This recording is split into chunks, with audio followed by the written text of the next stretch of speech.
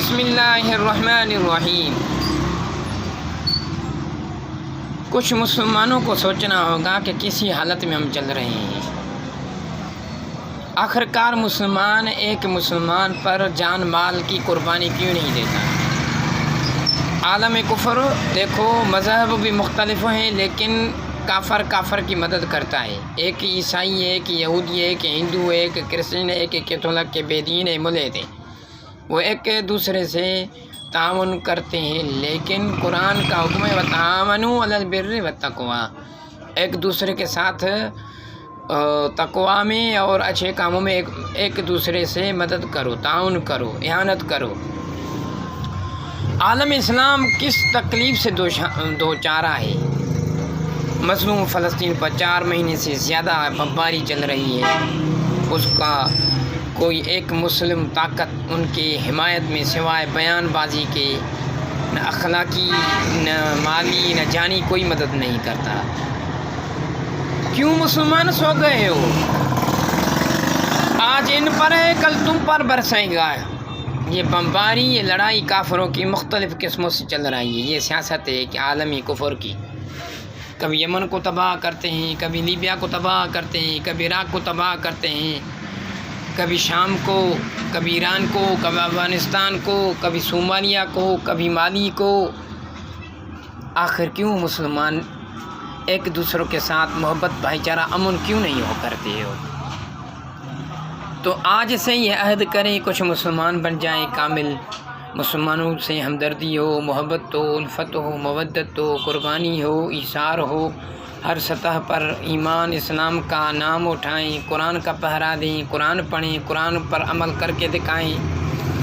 ساری دنیا میں جو نظام چل رہا ہے وہ غیر اسلامی ہے، ملحد ہے، بے دینی ہے۔ نہ اسلامی حکمرانوں میں دین کی محبت رہی ہے، نہ ہی اسلامی عام بندوں میں کوئی اسلام کی محبت رہی ہے۔ سپریم کورٹ نے ایک فیصلہ دیا ہے کہ ہر مذہب کو اپنے دین کی تشریح تبلیغ کی اجازت ہے، حالانکہ 73 آئین میں یہ لکھا ہوا ہے کہ قادیانی اپنے مذہب کی نہ تبلیغ کر سکتا ہے، نہ نشر و اشاعت کر سکتا ہے، نہ مسجد کھول سکتا ہے، نہ مدرسہ کھول سکتا ہے، نہ تعلیم دے سکتا ہے، نہ وہ تبلیغ کر سکتا ہے۔ یہ آئین میں لکھا ہوا ہے۔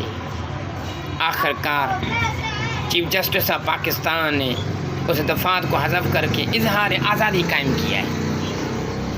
اظہار آزادی جانتے ہو کس کو کہتے ہیں؟ شریعت کے روح کے مطابق جو بندہ اپنے حق کے اصول کے لیے اپنا اظہار کرے، نہ کہ یہ اظہار آزادی، اظہار آزادی جو خلاف شریعت ہو، خلاف قرآن ہو، خلاف سنت ہو، اس کو اظہار آزادی نہیں کہتے، اس کو بے حیائی کہتے ہیں، اس کو الحاد کہتے ہیں، اس کو زندیق کہتے ہیں، اسے کافر کہتے ہیں۔ ہمارا اظہار، ہمارا اقرار جو بھی ہے کہ ہر بات اللہ رسول کی مانیں گے، اس کے خلاف کوئی ایک قدم نہیں اٹھائیں گے۔ تو کیا بن گیا؟ افسوس ہے مذہبی جماعتوں کے لیڈروں پر اور لوگوں پر، افسوس ہے 75 سال سے نہ کوئی جج بنا سکے، نہ ایس پی بنا سکے، نہ ڈی سی او بنا سکے۔ کروڑوں اربوں روپے مدارس میں خرچ ہو جاتے ہیں۔ ان مدرسوں کے طلباء میں سے کچھ 10 طالب ایسے بھی ہونہار، ہوشیار، چالاک تھے، ان کو آپ عصری تعلیم دے کر اعلیٰ عہدے پر فائز کرتے، وہ آپ کی خدمت کرتے، دین کی خدمت کرتے۔ پاکستان میں قادیانی 2% یا 3% ہے، 2 یا 3%، وہ سارے ملکوں کو کنٹرول کر رہے ہیں۔ ہمارے افواج میں قادیانی بر سر اقتدار میں کلیدی عہدوں پر فائز ہیں۔ ہمارے عدالت کے نظام میں اہم عہدوں پر قادیانی جج کے حامی وہ فائز ہیں۔ افسران میں اور بری، بحری، نیوی، جو بھی افواج پاکستان کی 3 قسم کے، اس میں قادیانی لوگ بہت کلیدی عہدوں پر فائز ہیں۔ تو آخرکار کب تک دین کے خلاف آپ سہیں گے اور ایسی بے دینی کو آپ قبول کریں گے؟ کب تک؟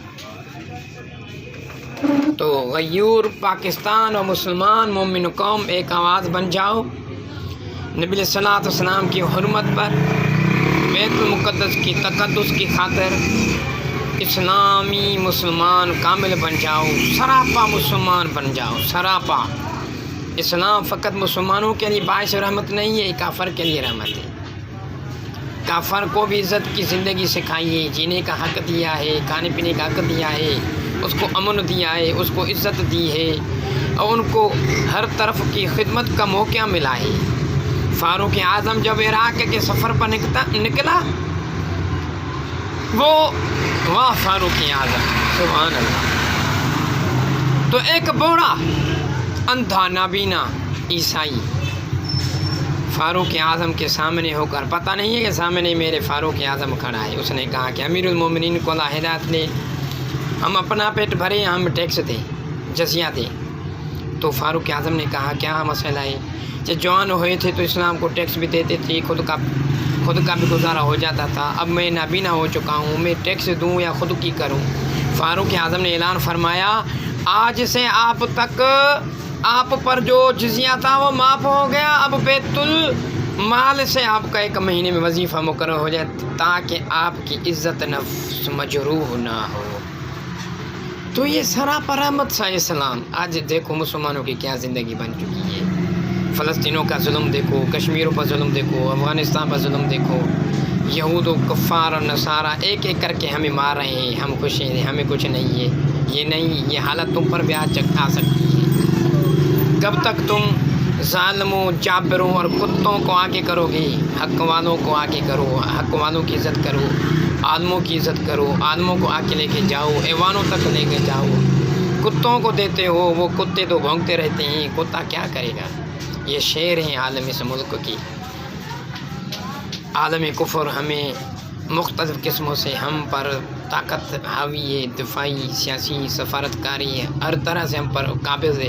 حالانکہ کافر سے کوئی امید چھوڑ رکھنا وہ منافق کے متماثل ہے۔ مسلمانوں کو جو سوچو، فکر کرو، خود کو بیدار کرو، خود کو جانو، ہم کون ہیں، ہم کہاں سے آئے ہیں، کس کام کے لیے پیدا کیے گئے ہیں، ہمارا کیا منصب ہے، ہماری کیا وقت اور عزت ہے، ہمارا کیا وقار ہے، ہمیں کس دین کے لیے بھیجا گیا ہے۔ تبارک الذی بیدہ الملک وہو علی کل شیء قدیر۔